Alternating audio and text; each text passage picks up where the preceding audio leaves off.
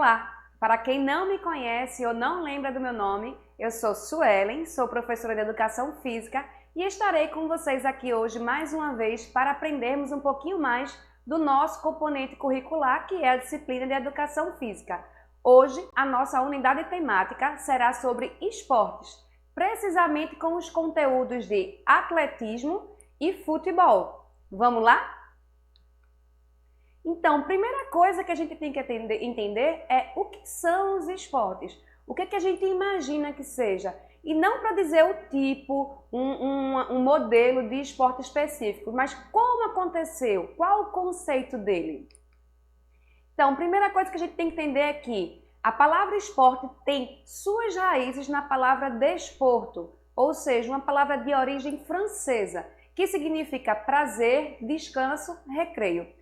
Foram os ingleses que lhe atribuíram um significado mais atlético e vinculado a algumas regras, chegando à expressão sport, que é uma palavra em inglês. E mais tarde, essa palavra ela se torna, em português, a palavra esporte, que a gente já conhece hoje. E esse conceito está dentro do currículo de Pernambuco, o novo currículo de Pernambuco, ok? Além dos conceitos, a gente precisa entender também um pouco da historicidade, ou seja, os elementos que constituem o esporte. Então, o esporte, bem como outros elementos da cultura corporal, passou por algumas transformações com o tempo. Ou seja, ele foi adquirindo uma nova roupagem, uma nova forma de ser vivenciada a partir da participação e representação das pessoas de determinadas regiões. Então, de acordo com o professor Walter Brach, o que vivenciamos hoje seria o esporte moderno, que resultou de um processo de modificação, de uma esportivização de elementos da cultura corporal de movimento, originalmente das classes populares inglesas. Então, tem muita coisa que a gente vivencia hoje no Brasil, aqui em Pernambuco, que é num formato, mas que teve uma origem lá atrás na Inglaterra. E além disso, a gente precisa também entender um pouquinho quais são os tipos de esportes. Veja, a gente não está dando um esporte específico. A gente está aprendendo o que seria essa unidade temática de esportes. Então, a gente divide nas categorias dos tipos de esportes individuais e esportes coletivos. Quais são essas dos esportes individuais? Como aparece para você aí na tela. Esportes de marca e de precisão, esportes de rede e parede, e esportes técnicos combinatórios e esportes de combate, tá? E aí a gente vai para os esportes coletivos, que são também esportes de marca e precisão, esportes de rede e parede, esportes técnicos combinatórios, esportes de campo e taco e esportes de invasão. Como assim, professora? Se repete o mesmo tipo de esporte, pode ser individual e também coletivo? Sim. O esporte ele pode ser tanto praticado de forma individualmente ou coletivamente, dependendo dessas categorias dos tipos. Então, as três categorias que se repetem tanto no individual como no coletivo são as três primeiras que está aparecendo para vocês aí na tela, tá? Que é o esporte de marca e precisão, o esporte de rede e parede e o esporte técnico combinatório. E aí vamos entender um pouquinho mais sobre quais seriam esses esportes. Né? A gente já observa e fica impressionado com a quantidade, porque eu dei aí 4 especificações de um lado e 5 de outro. E existe uma infinidade de esportes, inclusive aqueles que vocês pouco praticam ou nem conhecem, como por exemplo o rugby, o badminton. Então são esportes que não são originados do Brasil e nem foram muito difundidos no Brasil. E agora é que a gente começa a aprender um pouquinho. Mas isso vai ficar para uma próxima aula, ok? Então, a gente vai ver um pouquinho hoje do que são especificamente os esportes de marca, tá? E aí, ó, na tela aparece para vocês o conceito sobre esportes de marca. Esportes de marca são aqueles nos quais o resultado da ação motora comparado é um registro de quantitativo de tempo, distância ou peso. Ou seja, existe uma comparação para quem chega mais rápido, para quem vai mais longe ou para quem consegue arremessar mais distante. Então, nessas provas, os adversários medem forças para saber quem foi mais rápido, quem foi mais longe ou mais alto e que levantou mais peso. Uma das características mais destacadas nos esportes de marca é a quebra de recordes. E a gente consegue visualizar muito bem isso nos Jogos Olímpicos de Verão ou Jogos Olímpicos de Inverno também. Esportes de invasão são aquelas modalidades em que as equipes, olha só, presta bem atenção, então o esporte de invasão já tem uma característica diferente dos esportes de marca, ou seja, existem equipes, geralmente são esportes coletivos, na realidade são esportes coletivos, que tentam ocupar o setor da quadra ou campo defendido pelo adversário para marcar pontos. Ou esses pontos são computados como gols, cestas, touchdown ou até mesmo try, que vai depender muito daquele esporte. No caso do gol, basicamente seria o futebol. Da cesta, o basquetebol. Touchdown seria o ponto marcado pelo futebol americano, que já é um formato diferente de futebol. E o try seria relativo ao rugby. Então, ao mesmo tempo, quem precisa proteger a própria meta, ou seja, o objetivo é fazer o ponto na meta adversária, mas não permitir que o adversário faça o ponto na sua meta. Então, é um processo de invadir a área do adversário e proteger a minha área. Nesses esportes é possível perceber, entre outras semelhanças, que as equipes jogam em quadras ou campos retangulares. E aí na tela está aparecendo para vocês dois tipos de esportes, o atletismo e o futebol. Será que o que a gente já falou nesse momento você conseguiria caracterizar esses esportes? Conseguiria dizer para mim qual é o esporte de marca e qual é o esporte de invasão? Primeira coisa, lembra aí, esporte de invasão ele é coletivo, tá? E o esporte de marca, ele visa chegar mais rápido, chegar mais longe, saltar mais alto, etc. Assim fica fácil, né? Então, isso mesmo. O futebol é um esporte de invasão e o atletismo, consequentemente, é um esporte de marca. Então, vamos lá aprender um pouquinho mais sobre esses esportes. A gente vai começar com o atletismo, tá? E aí, uma marca bem característica de uma das modalidades do atletismo, que é a corrida, a largada da corrida. Então, além de tudo que a gente já aprendeu e visualizou um pouquinho sobre o conceito e historicidade do esporte, a gente também precisa aprender um pouquinho da historicidade de cada um desses esportes. Então, a gente vai começar com o atletismo.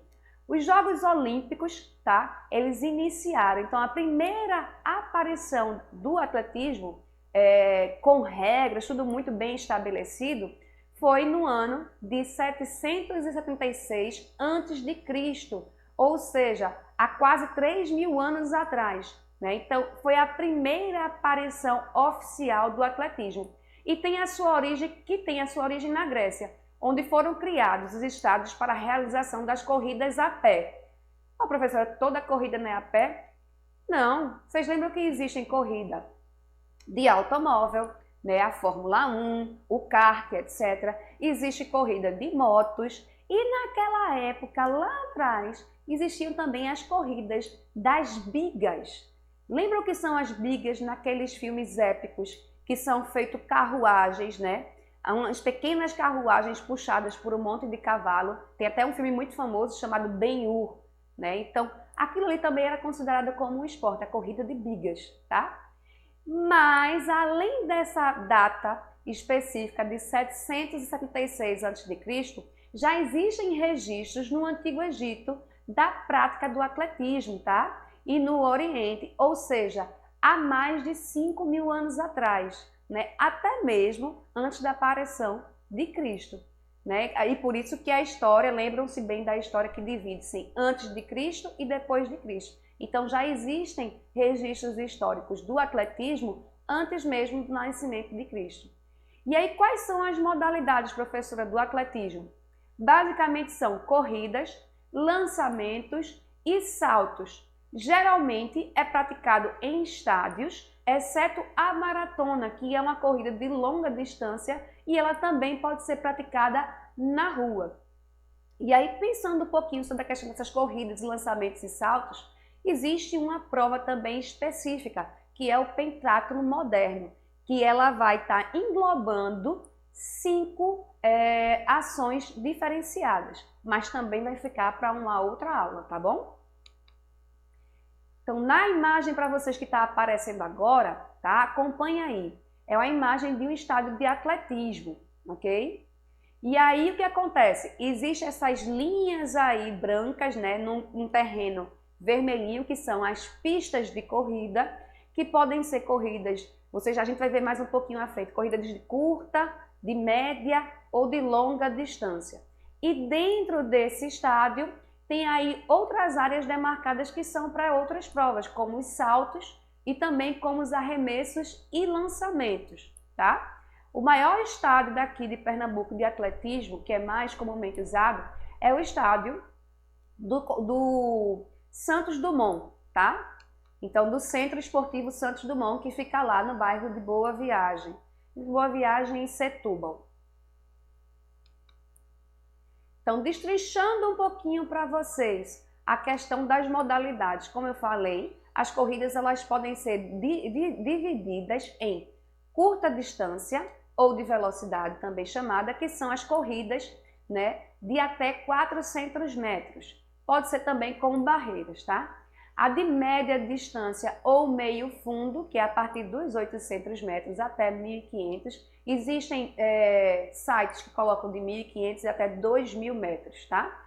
E de longa distância ou de fundo, que é a partir dos 5.000 metros, né? Outra modalidade seria o arremesso e lançamento. Existem duas palavrinhas diferentes para ações motoras parecidas, tá? Mas são diferentes quando a gente vai analisar tecnicamente. Então, o arremesso de peso, que é justamente o arremesso daquela bolinha esférica pesada, né, de ferro, que tem pesos variados tanto para o masculino como o feminino. O lançamento de martelo não é um martelo de verdade não, tá, gente? O martelo é uma esfera também de ferro com um cabo de aço. E aí, mais à frente, a gente vai ver uma figura que caracteriza bem essa ação. E o lançamento de disco e de dardo, tá? Os saltos que podem ser os saltos verticais ou saltos horizontais. Por exemplo, o salto em altura ou o salto em altura com vara. E os saltos verticais, salto em distância ou salto triplo em distância. Então, além dessas provas, o atletismo ele possui cerca de 42 provas atualmente, né? Aliás, além dessas modalidades que eu falei. Sendo 28 olímpicas disputadas por homens e por mulheres em campo, né? Naquele espaço que eu mostrei agora há pouco para você. Ao ar livre, que eu falei da questão das corridas também, né? E em espaços fechados. Existem estádios de atletismo indoor, que são os estádios cobertos, o que facilita essa prática em locais mais frios ou até mesmo em situações de chuva. Além de estar presente em competições olímpicas, nos Jogos Pan-Americanos, são realizados também campeonatos específicos de atletismo, como os campeonatos mundiais, regionais e encontros de atletismo. Então, vamos lá ver algumas imagens agora, tá bom? Que mostra aí para vocês na tela essa imagem. Observa direitinho. Que tipo de prova seria essa? Isso, observa mais uma vez. Tem aí um atleta bem famoso, né? Que ele até brinca, ó, fazendo raio. Usain Bolt, né? Seria uma corrida de curta distância, né? E tem várias características aí. Só que isso aí fica uma análise mais técnica. A gente só quer agora conhecer. Próxima imagem para vocês na tela. Observem direitinho, tá? Se precisar, quem estiver assistindo pelo YouTube, pausa, vai vendo aos pouquinhos.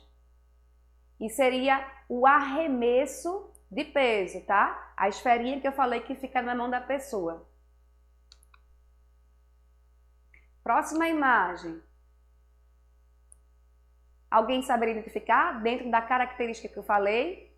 Exatamente, o lançamento de martelo, ok? E aí vocês podem verificar que é uma bolinha segurada por um cabo, tá? A imagem está em desenho animado, mas dá para entender perfeitamente. E as curiosidades do atletismo. Então, primeira coisa existe uma corrida mundialmente famosa, a corrida mais famosa do Brasil, que é a corrida de São Silvestre. A corrida de São Silvestre foi criada em 1925 e é realizada todos os anos em São Paulo, no dia 31 de dezembro. Antigamente ela era iniciada à noite, hoje ela já começa pela manhã. E aí, por que a corrida de São Silvestre ela também é muito conhecida mundialmente? Porque é livre para todo mundo. Então, existem várias categorias. Existe um pelotão de elite, que são os atletas de alto rendimento, mas qualquer pessoa pode ir lá se inscrever. E aí vira uma verdadeira festa com as pessoas fantasiadas, com as suas bandeiras representando os seus estados, como, por exemplo, nessa imagem, aparece aí um pernambucano segurando duas sombrinhas, características bem da nossa cultura. E outra curiosidade seria o feito da pernambucana Keila Costa. Então, Keila Costa foi a primeira brasileira a ganhar uma medalha, né? Tanto em um mundial de juvenis como no mundial de adultos. Então, Keila Costa tem uma grande representatividade para o atletismo pernambucano, não somente feminino, tá bom? E aí chega a nossa paixão brasileira. Então, é uma paixão de fato, né? A gente precisa conhecer outros esportes, mas não tem como negar que o futebol é a nossa menina dos olhos, né? E aí o Brasil tem toda a sua representatividade, mas não sejam como o jogador aí da tela que está aparecendo para vocês não, né? Então, nas imagens que aparecem para vocês na tela, são registros de outros países em um tempo muito atrás. Na imagem do lado esquerdo seria na China e do lado direito seria mais ou menos na Europa. Então, a historicidade do futebol. O futebol moderno ele surgiu apenas no século XIX, mas existem vários vestígios do registro do futebol em outros anos, né? Existem registros na China de 3.000 anos antes de Cristo, pessoal. Então, são 5.000 anos aí fácil do registro de modalidades, de práticas, aliás, corrigindo, modalidades não, de práticas esportivas semelhantes ao futebol. E existe também essas evidências em outros lugares, como no Egito, né, como na Grécia, etc. E aí, o esporte, porque o futebol também ele demonstra muito essa questão de paixão. Não somente pela prática, que ela é bem corriqueira nas ruas, né, de todos os bairros, etc., mas por alguns feitos. Olha só essa imagem, que curiosidade massa. É a imagem do goleiro da Colômbia, ex-goleiro da Colômbia, Higuita, onde ele consegue defender uma falta, uma cobrança de falta com os pés. Então, no futebol, a gente consegue ver de um tudo também. É importante destacar para vocês que a FIFA considera como data oficial do surgimento do futebol no ano de 1863, quando foi fundada na Inglaterra The Football Association, a organização responsável pela gestão do futebol naquele país. E o inglês, aliás, o inglês não, no Brasil, o Charles Miller, que era um estudante paulista, né, ele retorna da Inglaterra em 1894, trazendo na bagagem diversos artigos como bolas, uniformes e um livro com as regras estabelecidas. E aí só mais uma imagem para caracterizar bem essa paixão. O Brasil ainda não é hexa, mas a gente está na torcida por isso. Então, o Brasil é o único país que participou de todas as edições da Copa do Mundo. A seleção brasileira de futebol masculina é uma das favoritas, não somente pela quantidade de títulos já conquistados em Copa do Mundo, mas também pelo nível histórico de atuação de alguns jogadores. Então, alguns dos seus principais jogadores são Pelé, que é o maior ícone, o Mané Garrincha, o Zico, o Sócrates, Romário, Ronaldo, Ronaldinho Gaúcho, Rivaldo, que é pernambucano, e Neymar, entre outros tantos, tá? Só que essa paixão também, ela gera um pouco de tristeza e infelizmente a gente não pode deixar de destacar que a maior derrota da seleção brasileira foi justamente aqui no Brasil, na última Copa do Mundo que foi realizada aqui em 2014, né? Infelizmente o garotinho aí tá chorando, quando ainda eram somente 4-0 e o Brasil perdeu por 7-1. Histórica essa derrota. Mas existem também outros destaques, né? E aí na tela está aparecendo para vocês a imagem de duas atletas do futebol brasileiro, da seleção feminina de futebol, que são muito importantes. Alguém saberia identificar? A primeira de blusa azul, mais fácil, né? É a Marta. E a de camisa verde? É a goleira Bárbara, tá? Bárbara Micheline Monte Barbosa, pernambucana, uma futebolista brasileira que joga como goleira. Oxe, professora, e ela é jogadora? Todos os atletas são jogadores. O que vai diferenciar é onde ele joga em campo, né? Então, a característica daquele jogador. Mas quando está assinado lá a carteira de trabalho dele, está como jogadora de futebol, futebolista. Então, ela joga na posição de goleira. Ela iniciou sua carreira no Esporte Clube do Recife, o qual jogou por 5 anos, jogando também nos clubes da Suécia e da Alemanha. E aí a Marta, que é um grande ícone, uma grande representatividade, não somente para o futebol feminino, tá? Mas para o futebol de modo geral no mundo. Marta Vieira da Silva é alagoana, é uma futebolista brasileira que já foi escolhida 6 vezes como a melhor jogadora do mundo. 6 vezes, nenhum brasileiro conseguiu isso, tá? Sendo 5 em forma consecutiva. Um recorde não apenas entre mulheres, mas também entre os homens. Então, desde 2015, é a maior artilheira da história da seleção brasileira, tanto a seleção masculina como a seleção feminina, com 110 gols marcados. E aí, para a gente poder encerrar a nossa aula de hoje, tem as sugestões das atividades. Primeiro, pesquise um pouco mais sobre Keila Costa e faça um pequeno texto de 5 linhas com suas palavras de seu caderno. Então procura lá onde é que Keila Costa nasceu, qual é o bairro que ela morava, quais foram as condições que a levaram para o atletismo, que é uma história bem bacana para a gente conhecer. Segundo, desenhe uma pista de atletismo com os corredores em seu caderno. Não precisa ser um artista plástico não, tá? Mas vamos praticar aí para a gente poder conhecer melhor esse esporte. E terceiro, aquela hora da pipoquinha ou então da bolachinha, do salgadinho, enfim, no seu lanchinho, assista a um filme chamado Um Time Show de Bola. Acessando aí pelo link, dá pause, clica aí, copia, tá?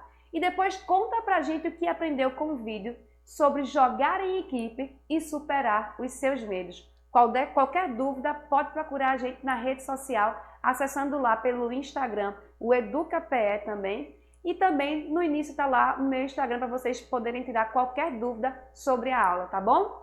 Beijos e até a próxima!